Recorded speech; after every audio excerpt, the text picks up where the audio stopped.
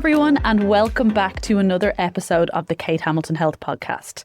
In today's episode, I sit down with Miriam Hussey. Miriam is a qualified pharmacist who, after 10 plus years in traditional pharmacy, transitioned into the world of health and wellness. She is co-founder of the movement and platform Soul Space, which brings together mind, body and soul approaches to health and performance. Her approach emphasises that true wellness is not about simply treating the symptoms, but it's about the integration of physical, mental and spiritual health. In her debut book, Light Up, she offers realistic, structured and a holistic approach to overall health, and it is all about shining brightly as our true selves. She focuses on the health of the body, the mind and the soul, and this is what we chat about today. Miriam, welcome to the podcast. Thank you so much for having me. I'm so excited to chat today. To start off, I'm going to dive straight in. What's your mission? Ooh, I like that question. Straight in. My mission is, well, my book is called Light Up, and it is to help people all over the world find their light again, to reclaim their power and to stand into their light unapologetically, flaws and all, and to allow people to see themselves in a loving light again, to help women in particularly come back to their heart, their truth, and align to what their soul script is, so that they can live a life of greater ease, harmony, peace and joy, and come off the treadmill of trying to keep it all together for other people. So really it's allowing people to come back to their heart, their truth, and to refine their light again. That's so good. That is such a hard thing to put into words, because it is what we all need. But a lot of the time it's what we don't even realise we need. And that was kind of like when I read your book, I was like, this is the most accurate teaching of what holistic health is that I've ever read, in a really kind of connectable, actionable kind of way. But I think that some of us are just so lost in the busyness, in all the extra layers that have been added to our lives, that we don't even know that that's what we need. And I just think that the book has just done such a good job of helping to focus that, and for you being able to put that into words like that. What's the story behind your mission? So I think firstly, just to echo what you said, the book really for me was an invitation for people to press pause on their life. Yeah. Because as you said, we're going around kind of like sleepwalking through life 100 miles an hour, and we don't even know that we're distracted, disconnected and living a head-centered life rather than a heart-centered life. And we get so caught up in the spin of life and the chaos that we don't even know that we're not aligned. And this book for me was, how can I help people just press pause and just get people to turn the gaze inwards and actually start to become a detective of your own soul, and to just scan through your life and ask yourself, well, what is actually nourishing me at this phase and stage in my life, and what's no longer serving me? Because as we grow and evolve and mature through life, our needs differ, our desires change, our priorities shift. And if we're living a life that was once served us maybe 10 years ago, that might not be aligned to what is serving you right now. So that's really what the book is about, that invitation to press pause, to go deeper, to go into that soulful essence of who we are and what truly matters for you in your life. And then my mission behind it is because I've seen so many people, I've worked with a lot of people, and I've been in that broken place myself, where you come to that brokenness, where you feel utterly shattered, you feel alone, you feel isolated, you feel useless, you feel like you're not enough, that everyone else has it all together and why can't I keep up and cope? And it's a horrible place to be. And I've been there, and I see so many other women there. And we live in a world of Instagram where we were just looking at the reels, and we don't really see behind the pain. We don't see behind people's closed doors. And often what's most personal is actually most general, that we're all struggling in some way to keep it all together, to keep afloat.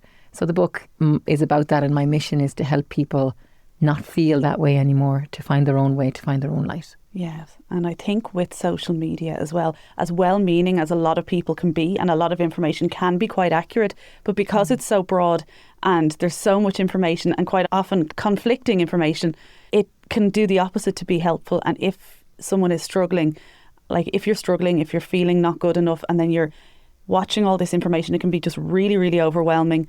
And it's not helpful because you're like, oh, there's another thing I'm not doing, or there's another thing that just I can't fit into my life and I just feel less than because of. And it can be just, as you said, very overwhelming. So for me, less is more. Yeah. And sometimes it's not trying to take on and take on. Actually, and a big part of the book is actually, what do you need to let go of? Yeah. What do you just need to surrender to? What do you need to acknowledge and then accept? And then go and live your life according to what your pace on the treadmill is. So we're trying to keep up to everybody else's pace, but what's your pace at this phase and stage? And what's your heart asking you for? Yeah. And sometimes it's not take on, go, go, go. Sometimes it's just let go and say no. Yeah. My number one piece of advice when clients come to me is we have got to slow down. Like, slow down is the number one. And like for myself as well, because we all, especially I think as mothers or, you know, professional women, that we are always go, go, go. And you're right, like we think we need to do more. We need to lose weight. We need to train for this event. We need to push our career forward. But actually, we need to slow down. We need to ask ourselves why. And that's a really, really hard thing to do, I think, initially. And I think some women, when they come to me, are not ready to slow down. They're like, no, I'm here for results. I'm here to get healthy, to lose weight. And it's like that letting go happens eventually, but that can be hard initially. It can be very hard. And I would say to people that, like, your vulnerability, your ability to surrender and let go is actually a superpower. Yeah. And it's actually a sign of huge strength and courage, rather than weakness and flaws. Yeah. And if people are coming for more results and go, go, go and more gains, what's happening is you're just keeping locked in this constantly fight, flight, go, sympathetic part of the nervous system, always on, switched on. And that's just going to, if it doesn't manifest in a certain way in your life, you know, in the sense of your mood or your relationships, it can play havoc on your health. So what I'd be saying to people is, if you're afraid to slow down or you find it difficult to slow down, that is a red flag in itself that you are already gone, like wild horse bolted into the stress dominant way of living, which is their nervous system is constantly switched on. Mm-hmm. It's meant to be like a light switch. It goes on when there's threat, there's danger, perceived threat and danger, and then we turn it off. Right. We're meant to rest. We get into the parasympathetic. We're meant to, you know, heal, come back into alignment, come back into harmony. But if we're not getting that balance between press the button and go and then take the foot off the pedal and pause, we're going to get into dysregulated state. And that, you know, just feeds more adrenaline, more coffee, more sugar, more go, go, go. And it's not that, you know, some people think, you know, stress might be all bad. Of course, we need a certain amount of stress to get us up and get us through the day. But where it becomes destructive is if you become reliant on something for your identity, for your clutch, for that kind of coping mechanism. And that might look might look healthy to the external world, like, oh, she's really successful, she's really thin, she's really working hard, she's got all these, you know, awards, this, that and the other. But that actually may be destructive, because if that's her go-to to keep her going, feeding the bear, she's disconnected. Because if she's not listening to the source of her heart and soul, which wants her to slow down and rest and come back into harmony and ease, well then, is that positive or is that negative to that person? Yeah, and that this is where it becomes very unclear as to what's real and what's not on social media as well. And I think this is where people fall into the trap of that, you know, that hedonic treadmill, that enough is never going to be enough. Then you'll always be chasing the horizon. You're always chasing another goal, and you don't feel fulfilled. And you hear people talk about it all the time in relation to billionaires, for example, that there are very few happy, fulfilled and satisfied billionaires in the world, because it's the external. It's looking for more to fill that hole from outside of you, and not slowing down and not letting and you know, that's it. And you know, I would always say, you know, even for me, when it was, the issue is never the issue. So like, I'm sure it's the same with your clients. They come to you, they want to lose weight, they want to, you know, eat better, etc. That's just the external symptom. But what is the underlying root cause that's driving that external behaviour in the first place? So for me, when I had a disordered relationship with food, I went to my therapist thinking, oh, food is the issue. Food is the enemy. Food is the bad guy. When she said to me, you know, food isn't the issue here at all. And I kind of was like, what are you talking about? Of course it is. That's why I'm here. And she was like, that's just an external symptom of a disharmonious relationship with yourself. And if I took the food away from you, which is your coping mechanism, where would you be and what would you do? And I was the panic that came over me, because that's what I needed to go to soothe myself when life got tough. Yeah. Because it was what was my crutch to soothe those emotions I didn't want to face or feel or heal. So it's the same in life. The issue is never really the issue. And we turn to, the reason I'm saying this is, food can never fulfill us. It can fill us up, but it will never fulfill us. It's the same with money. It's the same with status. It's the same with any of the external things. We think it will fill us up, but nothing can truly fill us up or truly nourish us unless we have a soul that is at ease. And what is a soul that's at ease? That's when we feel peace within ourselves, irrespective to what's going on in the external world. That's when we can land home into our heart, which is our safe space. And we are all born into this world with purity, with divine light, with absolute love. That's why people are so drawn to babies when they see them, yet they have nothing. They're bald, they've no hair, they've no clothes, they've no money, they've no possessions, they have nothing, only energy and spirit and love. And that's what we're drawn to. We lose that through life. We unlearn that through the external world, and maybe things happen to you, experiences, traumas, people say things, you hear things, you inherit things, and we lose that connection back to that light, to that love, to that purity, to that divine energy and grace. But it is there within all of us, and that is the essence of your soul. That's who you are. And that's why in the book I speak about we have to go back to connecting to that place and that inner well of peace that resides within us all. But we can only go there, meet that and feel that if we firstly disconnect from the external world, press pause and be willing and brave enough to go in and move through the layers and the junk and the gunk and the sticky emotions that we have lodged there, and move past them and brush past them and clean through them. And then you land into that peaceful space. It's like, after a good workout or after a yoga class and you lie in Shavasana, you feel that bliss, you feel that that lightness, that ease. That's Ananda, that's the soul. That's that inner space of light and love. And back to what you were saying, we turn to go to the external possessions, money, awards, to try and give us that space and peace, but that will never give us it. We have to go in to find it ourselves. I think with that connection that you talk about as well, and I know this is literally what the book is about, so we're going to kind of dive into that now a little bit, but would you agree that for everyone there's a different way to connect? Like some people will love meditation, some people will love yoga, some people just getting out walking, there's loads of different ways where you're able to switch off the mind a little bit and where you get that feeling of connectedness with yourself, I suppose. That can be different for everyone. Definitely, absolutely. And, one of the concepts I always speak about is bio-individuality, that we are all different and no two people are the same. We may be physically the same in terms of our cells, our organs, all of that, but we're stitched together differently through the presence of our soul, your characteristics, your energy. So we're all different. And thankfully so. I mean, if we all did the same thing, looked the same way, ate the same foods, liked the same things, life would be a very boring place. So spirituality for me is all of the things, the tools, the practices that allow you to connect to the soul. And we can use many different ways to get there. So as you said, it might be through meditation, through breath work. Some people love to get out on a bike, get out in nature, get up a mountain, get into the sea. That sense of spiritual... Even things like singing, isn't it? Musicians, for example, Absolutely. Are a perfect example of that as well. It doesn't even have to be like exercise. It's anything that allows you to get into your creative flow space. Because when you're in that space, then you drop the shoulders. You naturally unclasp the fear around the chest. You're not in worry, thinking mode, analytic. You're not in that, you're just like that. You let everything fall and drop.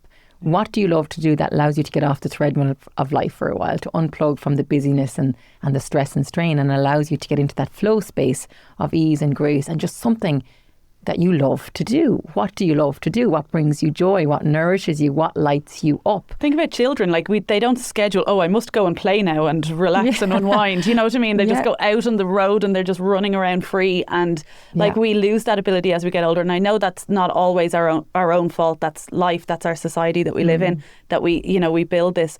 But what I love that with your book as well is it's a really practical way. Like someone listening now might be like, I really need that. I need to find that connection, but I feel so lost. And you've broken the book into 3 parts: body, mind and soul.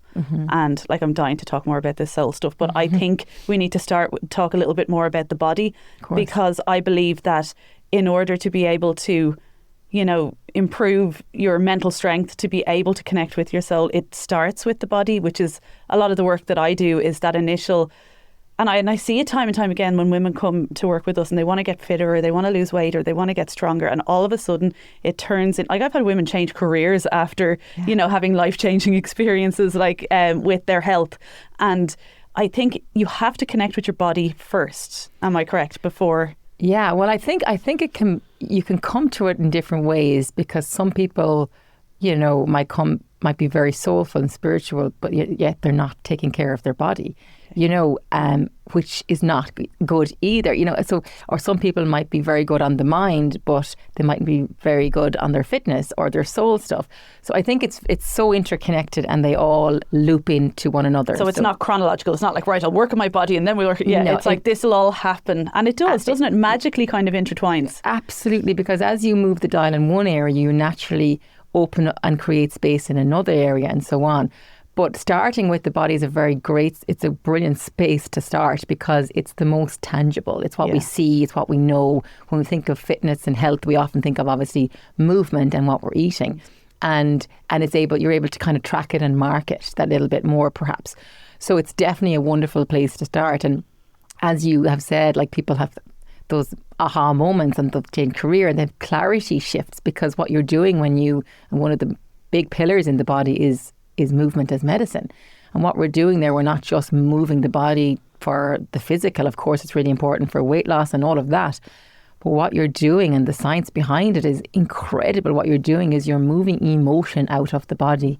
So emotion is energy in motion. It needs to be moved out of the body.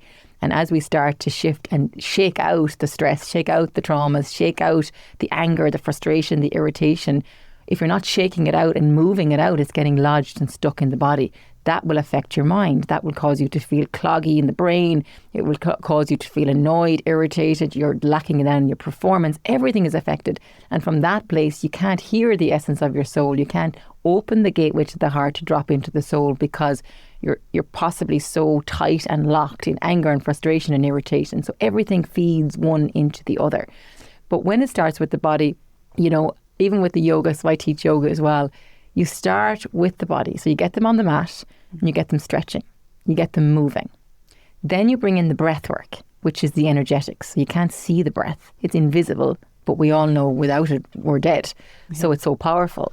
So then you bring them, so you start with the physical, you get them moving, get them stretching. Then you bring the breath in, which drops you into the energetics. And then you start, as you do that, you start to bring them into the non-visible things, like your thoughts and your emotions.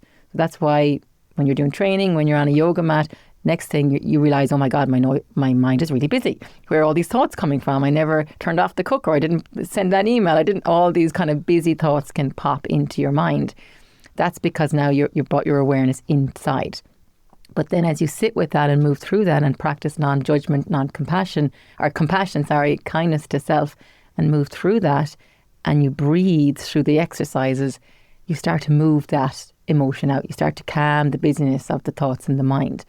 And then as you get to the end of the class, you feel that endorphins, you feel the bliss, you feel that, what's endorphins? It's your own endogenous morphine. You're creating your own pain relief. You're creating your own high, that feeling of, I feel great, I'm invincible. And what does that do? It builds confidence. And what does that do? It allows you then to create clarity in your mind, so that you can actually make better decisions that are more aligned to your truth, hence the person changing the career. Yeah. And what's that doing then? As you breathe and as you relax and as you slow down and drop, you then allow yourself to open the gateway to the soul, where you hear gut intuitive messages, where you hear the wisdom from yourself, where you get to actually hear those callings. And the more you do it, the more you're able to tap into it, the easier it gets to tap into it. Yeah. And like, I think the physical side, like doing a yoga class or going for a walk or going to the gym and lifting weights, is a great way, if you're stressed, if you're busy, if you have a busy mind, to be able to tap into it. I find it very hard to, like, if I was to lie down on the floor here now and start breathing, I would find it very hard to connect with myself. I find, like, what I would often do, I live by the sea, so I would leave my house and I'd go for a walk and be about 2 kilometres down along the sea, and then there's this lovely spot and I'll sit and I'll kind of, breathe in the sea a little bit. But it takes a good 20 minutes or so to get there. I don't know if it's 2 kilometres, but it takes about 20 minutes to get down there. But the 20 minutes of walking, I don't put any it grounds me. I don't put earphones in or anything. I'm surrounded by nature, and my thoughts are going. And sometimes I'm like anger walking or whatever. If I'm really stressed, I can feel the shoulders start to drop. And by the time I get there, I can actually feel the energy moving through my body, and I'll sit there and I'll just spend a few minutes by the sea.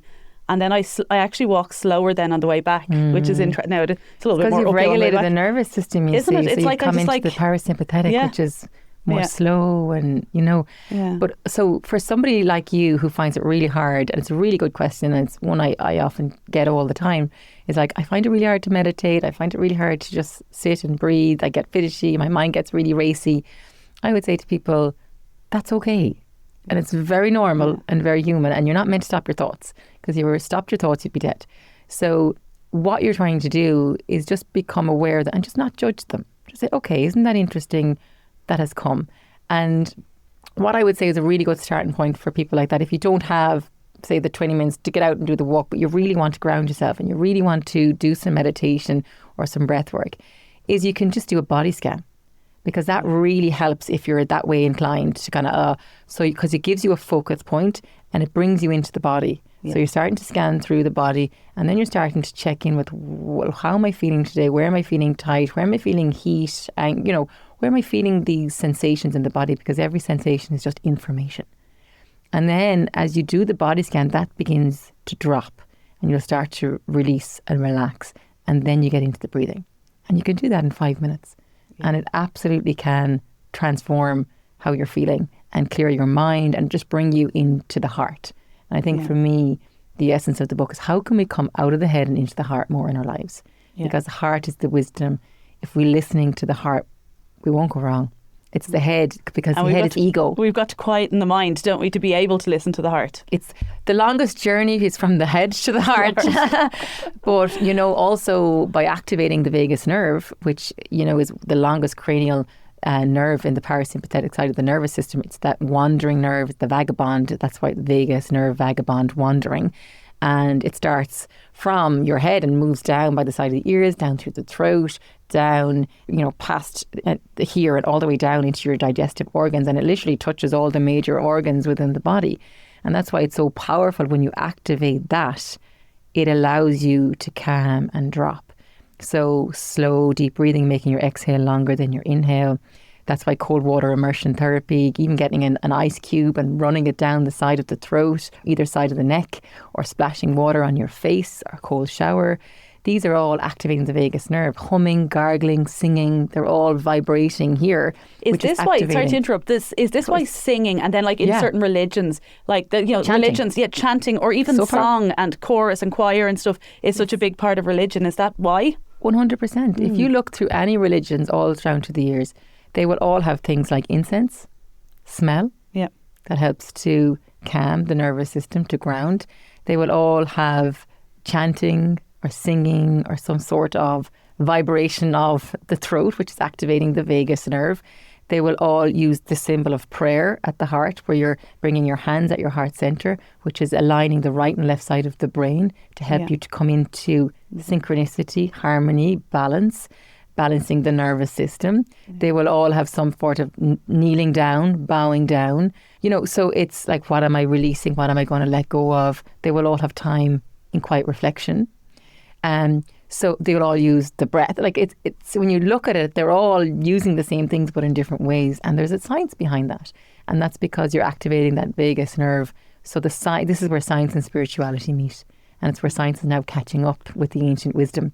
To actually clarify and justify why they're doing it and why it works. Thing. This is like everything, whether it's the universe, whether it's God, whether it's science, where like it is all the same thing, explained, the same principles explained in different ways that make sense to different people. Quick announcement. I have just launched a €4.99 per month podcast membership on Patreon. Inside it, you'll get exclusive episodes that walk you through my full coaching curriculum. The exact step-by-step process that my clients follow to lose weight. to get stronger and to build routines that actually stick. Now, there's no community or accountability, but you get the full roadmap so that you can follow it yourself. If you want the structure without the coaching price tag, tap the link in the show notes. That's what I love about it. Have you actually ever read the book? Is it Breath? I don't know, is it Breath or Breathe? Is it Jim Nestor? Oh, I know it. Yes, I've listened to it on audio. Yes, that was mind blowing to me. Like the power of the breath. Yeah, the science behind it. But even in relation to, and it sticks in my mind in relation to what he says about like religions, about prayer and about singing. And it's that long exhale, the priest says the first part, like to say, take the Hail Mary, for example, in Catholicism, and he does the first part, and Holy Mary, Mother of God, but that's the whole, I always wondered as a child, I was like, what is the point in this? We're not really thinking about what we're saying. But it's the deep breath and it's the saying it slowly, like, and in other religions, there's other, with prayers and chanting, it's that similar pattern of the amount of seconds inhale and the amount of seconds exhale, and that singing has a similar effect, and it's all the same thing about slowing down the breath, and it just blew my mind. It is mind blowing, and because today as well we're kind of in that rat race of running, go. It's affecting our respiratory system and our breath rate. So we're very breathing shallowly from the top of the lungs. We're not using the full depth of the lungs. And when you're in that kind of rapid breathing state, you're now sending a signal to your nervous system that there's threat and there's danger, which keeps you locked in the fight or flight. And then you keep scanning your environment, and it's almost like we become addicted to the hormones of stress. We do. Yeah. We become addicted. And like if you think of your life and you have a lovely morning and you say for example, you've nothing on. Or you've like, oh, this is great. What do? Pick up the phone. We try and find something. We don't know how to be bored anymore. To get addicted to rev up the stress because we've become so addicted to it. So what we're really trying to do is, if you can even, the very active, you can only take this one thing away from this podcast. Can you try and incorporate 5 slow, deep diaphragmatic or belly breaths into your day regularly and often throughout the day? Because what you're doing is when you can stop, pause and take a slow, deep belly breath, you're now breathing into the depth of your lungs. Now you're sending a different signal to your nervous system that now Miriam's safe. Because Miriam wouldn't be able to stop, pause and take a slow, deep breath if she was in danger or threat. Because we fight or flight. We either put the fisticuffs on and we fight, or flight, we run the hell away. Or we procrastinate and pause and numb out and in our freeze. So if you can pause, slowly take a deep belly breath, you're sending a signal to the nervous system that you're safe, and that regulates your nervous system. And you can do that within 5 slow, deep breaths, which can be done in less than a minute. And I think making that like a habit that you do going to bed, because like I remember when I was really struggling with anxiety in my 20s, and, when I was having panic attacks, and I remember like my therapist at the time trying to get me to do deep breathing, but I couldn't. It panicked me further. And it made me lightheaded initially, but that was in a state of panic. Like, I was so far gone at that stage, I needed quite a lot of help at the time. But now, at the stage of my life that I'm at now, when I notice I will notice that I'll start rushing around, and I'm like, well, I'm talking really fast, and suddenly I'm like, oh, shoulders are, you notice those things. So I like physically slow myself down, and I will do that. Then, I'm like, okay, so just walk a little bit slower, Kate. Nice deep breaths, and I will do that. But I think if anyone is feeling quite tense all the time, making it a daily practice that you do going to bed, because it doesn't matter if you feel a little bit lightheaded from doing it, you're lying down.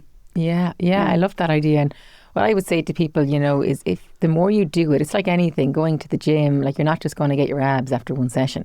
It has to be consistent and regularly. And it's the same with we tend to wash the external world. So we get up in the morning, we'll wash our face, we'll wash our hair, we'll brush our teeth, we'll clean the external world because that's what people see. But do you clean your internal world? Do you wash and cleanse your mind? Do you wash and cleanse the soul?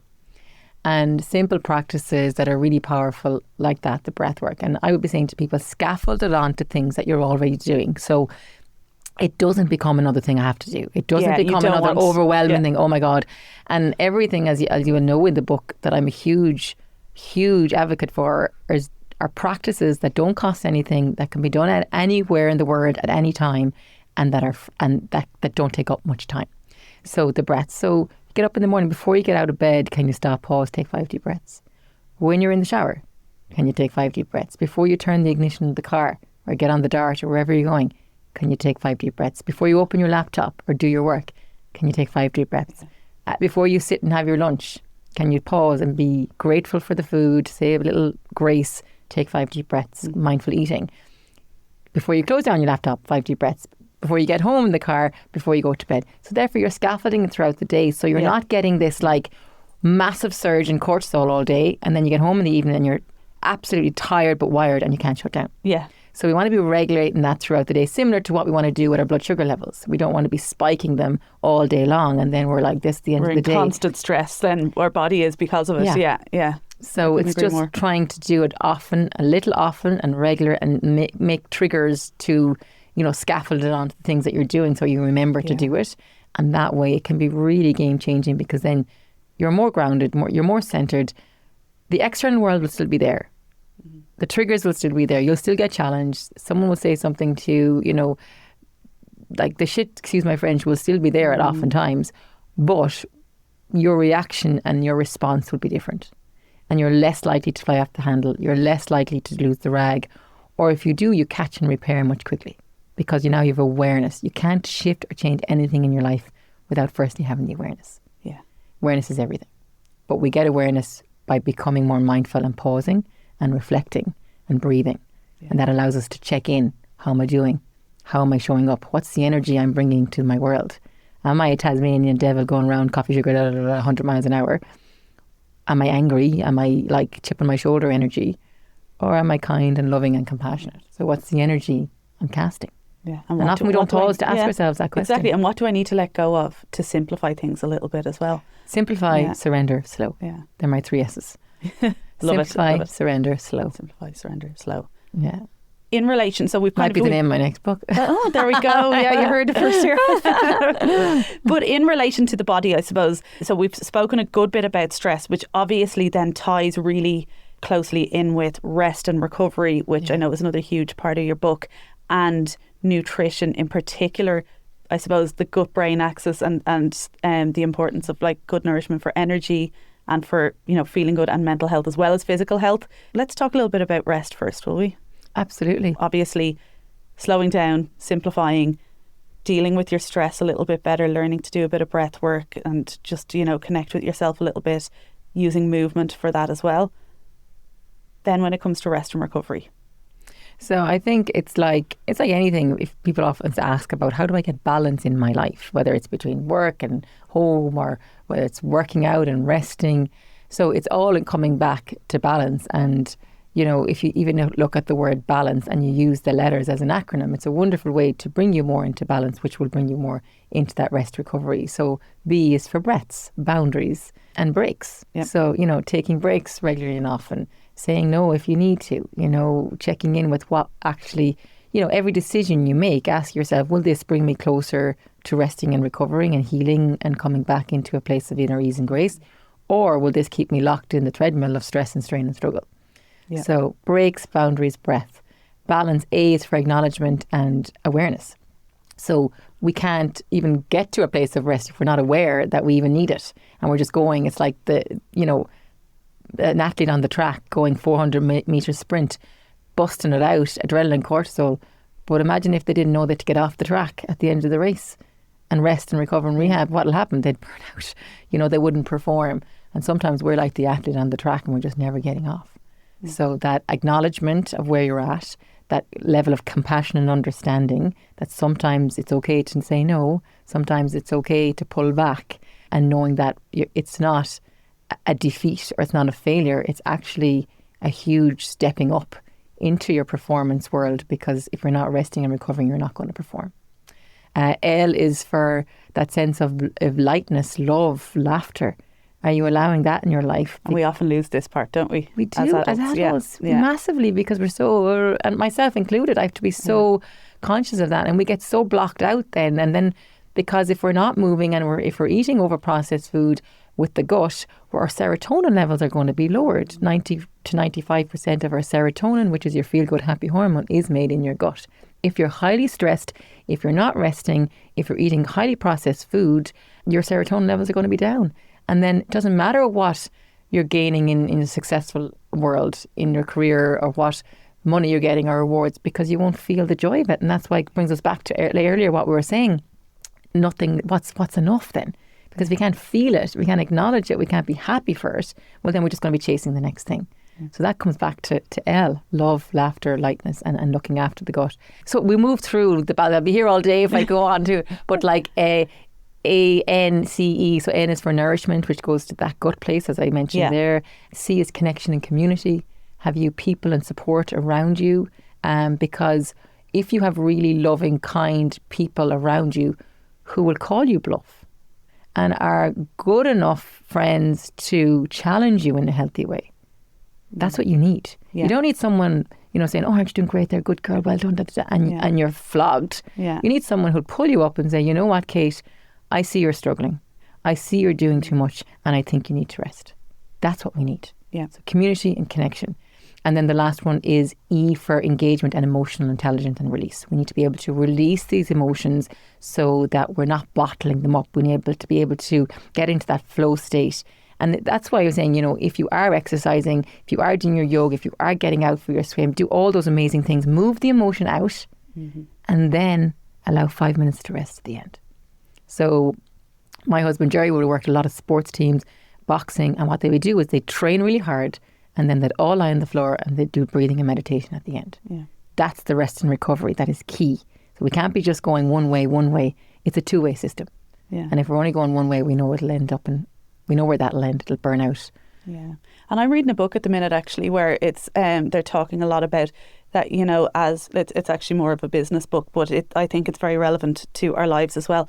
It's not about, like, as we grow on our whatever journey it is that we're on, it's not about more, that we need to start thinking about things a bit more like athletes. That, athletes will perform, they have performance days, their games, their, competitions, but then they rest a lot as well, and they warm the recovery up. And rest and they warm up and they have a lot of time off and sleep becomes hugely important because that's what makes the greatness, and that's what a lot of us ordinary people don't do is that recovery. I remember like when I first started working in the corporate world, coming from pharmacy, working 10 years as a community pharmacist, and then I started to obviously branch into the work I'm doing now, integrative health, and looking at this whole mind, body, soul and how important it is. And so started to do some corporate work and talks and workshops and all of that. And I was absolutely like, I couldn't believe it, because I would have played a sport as well growing up, and my husband Jerry would work with a lot with sports teams. And you see what it means to be a peak performer. I mean, you do exactly what you said. You have to rest. They eat really well. They sleep really well. They mind themselves, And I was going into corporate space. I was just going, oh my God. People were drinking the bottles of Coke. There was everything with coffee, croissants, and we're looking at helping people perform at their best. People were falling asleep. People are exhausted because they're not moving. They're not getting exercise. They're not getting fresh air. They're eating highly processed food. And they're working around the clock with no breaks. So how are you meant to perform? So it just goes back to, simplicity. It's the simple things in life. Are you resting? Are you eating well? Are you drinking enough water? Have you fun in your life? Have you people that you feel safe enough to talk to when you're not feeling great? And are you prioritising what's in your heart? Are you listening to your soul? And these are the things that really shape us and shift us. But sometimes we just don't allow ourselves that time and space to press pause, to go inward and actually ask ourselves those questions. And that can feel overwhelming at the start. And like life can be really hard and it can be really busy if you've got a full-time job, you've got kids, there's after school activities, there's work commitments, and like some people are, commuting, sitting at desks for 8 hours a day. But like what you've said there about just little things, the little bits of breath work throughout the day. I would say the same when it comes to walking. Little movement breaks throughout the day. It doesn't have to be a 5-kilometre walk or an hour in the gym or a yoga class if you don't have time. Little bits. I actually started doing a bit of yoga every evening. I was doing it in the morning time, but I actually find it better for me in the evening time. I got that Down Dog app and I just do 15 minutes of yoga before I get into bed, and I just do slow paced yoga. And for me, I feel it's more doable for me than trying to squeeze in a few yoga classes a week. It works better for me. So it's about sprinkling in, and it doesn't have to be, it's not about being perfect. It's not everything. 100%. And that's the one thing I always want to share with people is that I absolutely am imperfect and nobody is. And if somebody is pretending to be perfect, they're not, because we all have our flaws, and that's what makes us unique, and that's what makes us beautiful, I believe. Yeah. And I think that, there's strength in your softness, and there's graciousness in your flaws, and there's wisdom in those cracks. Yeah. Because it's in the cracks that we learn, that we mature, that we evolve. And often you can't help other people through stuff unless you've walked those cracks yourself, or you've felt those cracks and strains yourself. And then you can help other people navigate through it. And if anything in life is, we have to face something to feel it so that we can heal it. Yeah. If we're running, if we're racing, if we're distracted, if we're disjointed, we are just running from the truth of ourselves. Yeah. And sometimes that is hard, Kate, because once you hear something and once you hear your truth, you can never unhear it. And often when you hear something, when you get that penny drop, that aha moment, or when your soul speaks to you, or sometimes if your soul screams to you, it often requires change. And this is where the ego doesn't want to change. The ego wants to keep you locked in the familiar. It wants to keep you in the known. It's just trying to keep you safe. But this known place might be a destructive place that isn't serving or nourishing you. This is why you see people staying stuck in a job or relationship, but if it's not a healthy one, they still stay there because the fear of moving past it and out of it is so overwhelming. So I would say to people, we have one incredibly short life here in this lifetime, in this body, in this vessel around the clock, around the sun. And how do you want to use that? Yeah. Do you want to be at your deathbed with regrets? Or do you want to say, you know what, I gave it a shot? And the biggest thing is we often think we have a fear of failing, but it's not the fear of failure, it's the fear of a voice coming up within ourselves that's saying, well, you're not enough. Yeah. And that's the voice that we are afraid of. But what if you are enough? And what if it worked out much better than you could ever imagine? And knowing that even if it does flop and fail, you go again and you learn from that. Everything, like I'm a firm believer that everything happens for a reason, the good, the bad. And, we that's the word surrender that you've used. We need to surrender to a certain degree to the present moment. But it's right. It's what we take from it. It's our response rather than reacting. If we learn to respond and be like, okay, this is a little bit shit at the minute. I'm not particularly enjoying this phase of my life or this day or this week or whatever. It's like, what's wrong? What's off balance here? What can I learn from it? What can I do differently tomorrow or differently from this moment? And it's not about making a big long list of, oh, now I'm going to, do X, Y, and Z. It's like, noted. Right, let's move forward. Yeah. And one thing I use completely in all the time in my life, and especially with my kids, is the fracture and repair model. So if there's a fracture, which there's going to be, and you get triggered, the kids won't put their shoes on, they won't get out the door, they won't brush their teeth. You're like, I've asked them 900 million times. And then you lose your rag, and that has happened. And I think it probably happened to everyone listening to this at some point or different situations. But if there's a fracture, the awareness comes in, and then how quickly can you repair? So how quickly can you go back, give a hug, say I'm sorry, reconnect, rekindle, and that is a game changer for me. And that's not just with parents and children; it's with everyone and anyone. Yeah. So if there's a fracture, how quickly can you repair it? Because otherwise it lingers.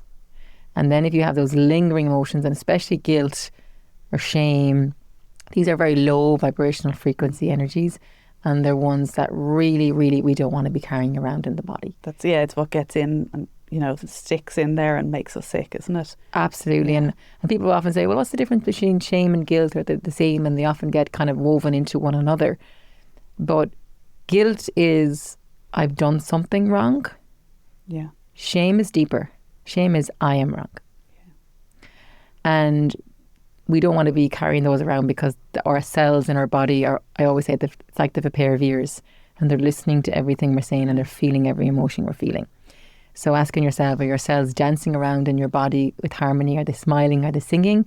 Or are they wilting in that toxicity of shame and guilt? So if you are listening and you're feeling that, what can you do to release that? And how can you deconstruct the emotion and move it out? And I would always say to people, just move it out in a healthy way. So that might be moving it out through actual physical movement. It might be breathing it out, like really big, audible exhale sigh, like the surrendering sigh or lion's breath, where you're really letting out that anger, frustration, that shame, that guilt that you might be pent up or holding.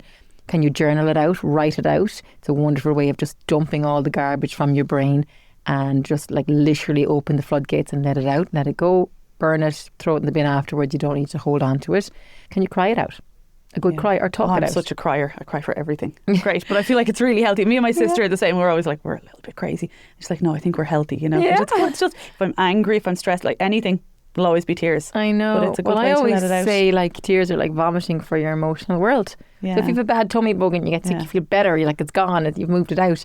Same with that. It's a way of releasing. It's a way of shedding. It's a way of purifying. It's nearly like a cleansing process. Yeah. And another thing I would always say to people, like a cleansing process, is if you've had a shitty day and you don't want to go to bed carrying that energy with you, because we actually wake up in the energy we've slept in. So have a bath, have a shower, and literally symbolically use the water as a way of just cleansing off your day, washing it away, let it go. Let that sticky conversation you had, that, thing that's reeling in your head, just let it go, wash it away. Yeah. And it's just a wonderful way. And then get into your jammies, put on some music, do meditation, whatever, and just unwind. Clear it off. Yeah. But I think as well about like negative emotions, and like obviously come from negative thoughts.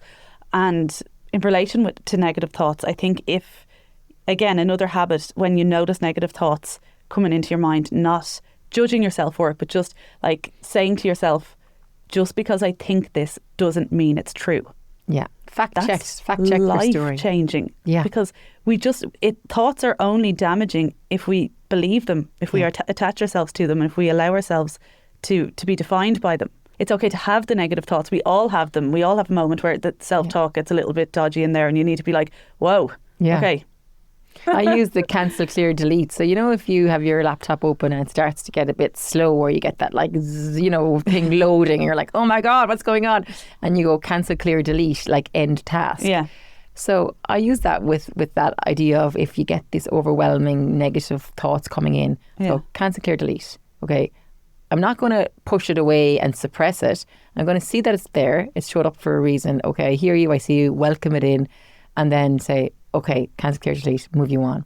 And then place into that space a new thought. So that's where affirmations come in, or declarations for life, or your mantras. So having a one-line mission statement or one-line mantra is really powerful to ground you and bring you back into your intention and your desired outcome.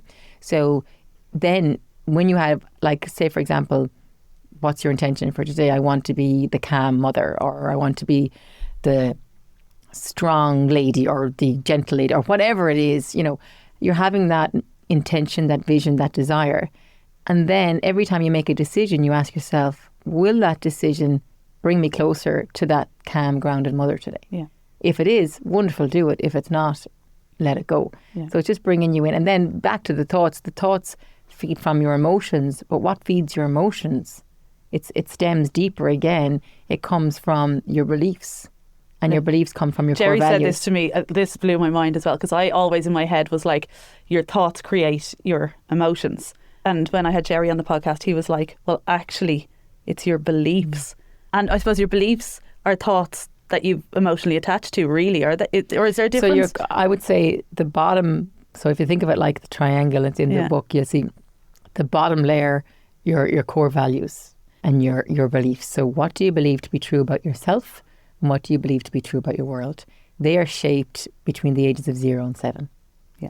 So that's when we're in theta brainwave. That's when we're in downloading. That's hypnotic. So that's why we see kids learn so quickly, pick up languages, learn how to walk, cycle bikes, all of these things so quickly in those early formative years, because their brainwave is different to ours as adults. They're in theta.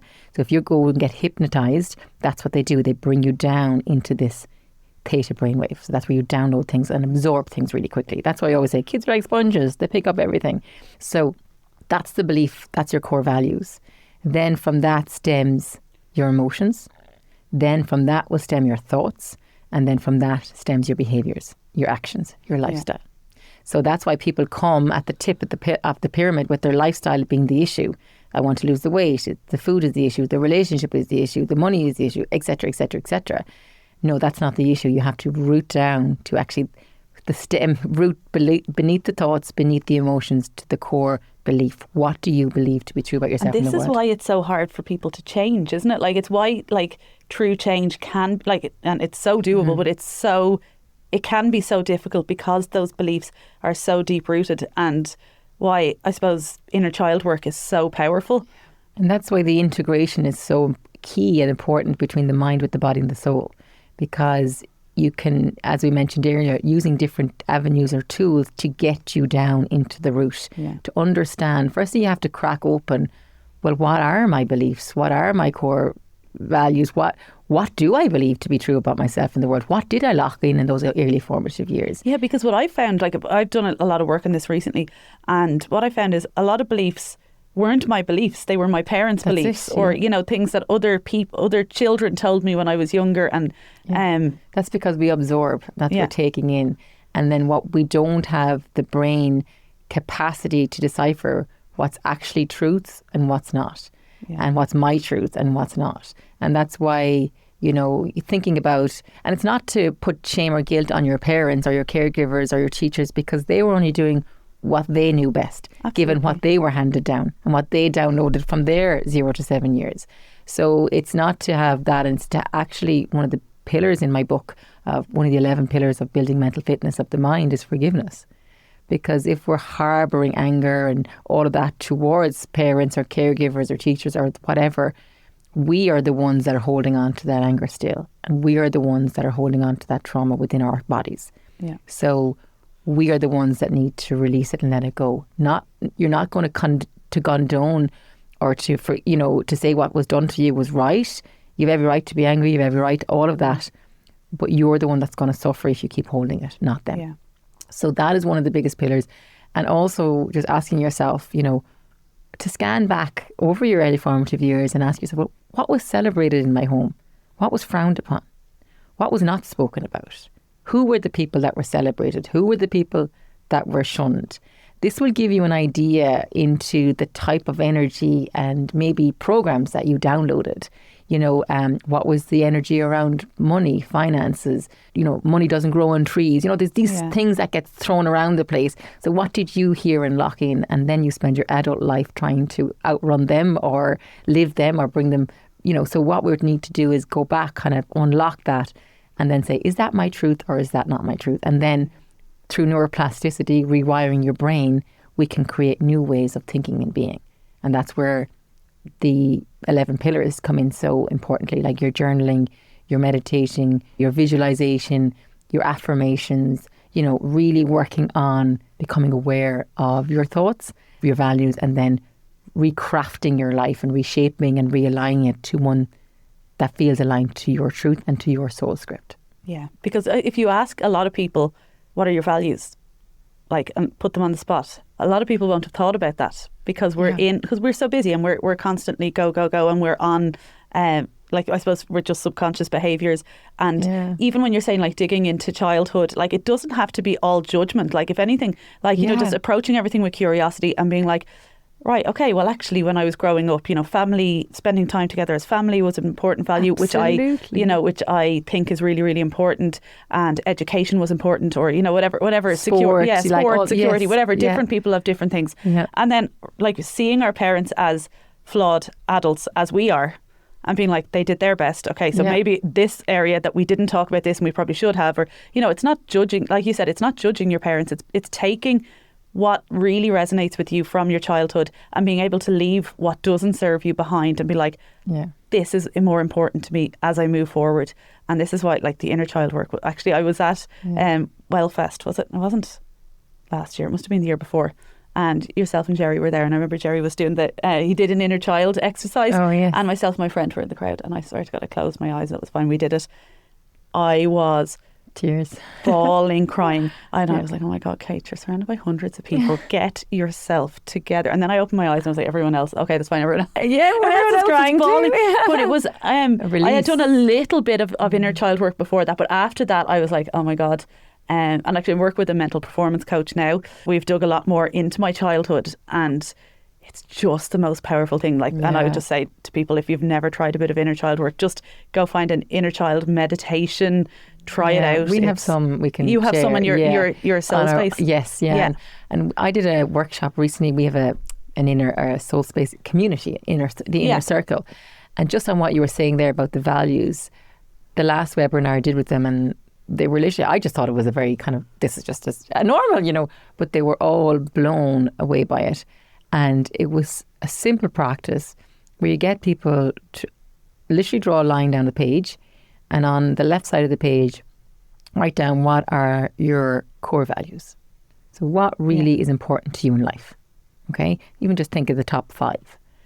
And then I got them on the other side of the line of the page, so on the right side of the page, to ask them, where do you spend your most time? Where does most of your time, energy and attention go to? And write that down. So they did that. And then I'd say, are they aligned?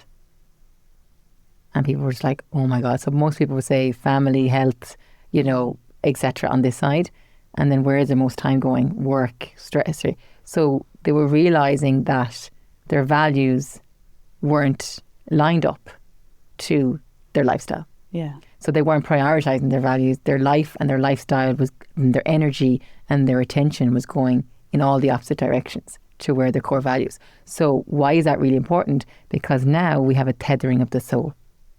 Now we have a push-pull, tug of war happening internally within your soul, and you may not even be aware of it because your soul is not being honoured. Your core values, your truth, your soul script, you're not honouring it, you're not listening to it, you're not allowing it to breathe into full expansion and existence. So what's happening is you've been tethered and you've been pulled. And what does that happen? That causes disorientation of the mind, which causes stress, anxiety, worry, fear, all of these things. And then what does that do? That pops all of that nervous energy into your nervous system, and now you're dysregulated in the physical. So now we have a dysregulated nervous system, and when you have a dysregulated nervous system, all the major functionalities of the body get affected. Digestion, respiratory, heart rate, blood pressure, everything. Autoimmune disease, gut, everything, immune system, fertility, everything gets affected if we're not balancing the nervous system. Yeah. So we try and band-aid and look at the external and the physical to try and fix, but we need to lift the lid and go in and say, well, are you listening to the core values or the essence of your soul? And are you living your life and giving fuel to the fire that's going to ignite that purpose and passion from your soul? If you're not, we're going to be disconnected and dysregulated. And this is why there's no one size fits all, because what's healthy to you is not necessarily what's healthy for me, or what's successful for you isn't necessarily what's successful for me, because our souls are different. That's it. And that's what I call the book, your soul script, your unique soul script. What is that? And are you living your life aligned to your script? If we're not, the soul gets squeezed, it gets suppressed, it gets really suffocates, and then your light gets dimmed. And then we aren't able to fully, light up. Yeah. And that's what the book is about. That's what it's all about. Yeah. And I'm conscious now that our time is coming to an end, and there's so many, I literally have, as you can see, I have notes I haven't even looked at. I was like, there's so much after reading this book that I wanted to talk to you about. But I think the topics that we covered today are just so, so important. And I love what you've said there about the soul. And even just because I think that misconception about the soul, that's religious, or that's, something, oh no, that's too woo-woo for me. It's no, it's you. It's the real you underneath all those layers. And how to tap into that is, what do you actually enjoy? When you try something, do you actually like this? If we just step into a little bit more joy, step out of our comfort zone, push ourselves, try things, but then really listen and reflect. And doesn't the universe have a funny way of showing you the next step then? Yeah. And I think that we just have to be willing to, I often say, if I put my palm out here and I have it full of rocks, things that are no longer serving me. but I don't want to let them go because I'm like, I have to do this or go there or whatever, then nothing new can come in. Yeah. But if you're willing to kind of go, okay, chuck the rocks, let go, cut the cords, that's the scary part, because now there's nothing in your palm. Now it's empty. And now that's scary. And that's, I call the cave of uncertainty. But in the cave of uncertainty lies the greatest opportunities. When we sit into it and not run from it and just trust, then now there's space for new things to come in. And your life can totally shift and go in a new direction. A new person comes into your life, a new group, a new book, or new, like, I don't know, a link, something, a new program. And you just, you go on a whole new trajectory because you've allowed yourself to sit into that place and trust the essence of your soul. Yeah. That, I think, is one of the greatest things we can do for ourselves. 100%. For anyone who really is like, oh my God, there's so much more I want to learn about this, please do check out Miriam's book, Light Up. Available everywhere, I suppose, or you can buy books. Yeah, it's available in all bookstores, online as well. Amazing. So if anyone would like to connect a bit more with you, have a little look about the book, about Soul Space, about events, where is the best place to reach you? Soulspace.ie is the website. And then on my Instagram is probably where you'll see everything. We share everything there, and that's just Miriam Hussey _. And you can message me there and ask me anything, and I'm an open book, so I'm more than happy to help. And we'll share all of that in the show notes as well. Thank you. Thank you so much for your time today, Miriam. This has been amazing. Thank you so much, Kate. Thank you so much. I just want to say thank you so much for listening to the podcast. And if you haven't already, do go back and listen to some of our previous episodes. Stay tuned for future episodes. So the best thing to do here is to make sure that you are subscribed to the podcast. It also makes such a difference to me if you do. So if you haven't subscribed yet, please do. And if there's any episodes at all that you particularly enjoy, please do share it with your friends, share it in your WhatsApp groups, share it on your stories. Please do tag me. I always love to hear it. Follow us on social media. You'll find me at Kate Hamilton Health on Instagram, TikTok, Facebook, YouTube. And if you really do enjoy my approach, we also have an exclusive Patreon subscription, which is €4.99 per month for exclusive Kate Hamilton Health episodes. You will get exclusive access to my step-by-step coaching curriculum that only my clients have access to. You won't have the community or support of coaching, but you will have a structured framework to start on your health journey. Until next time, thank you for listening.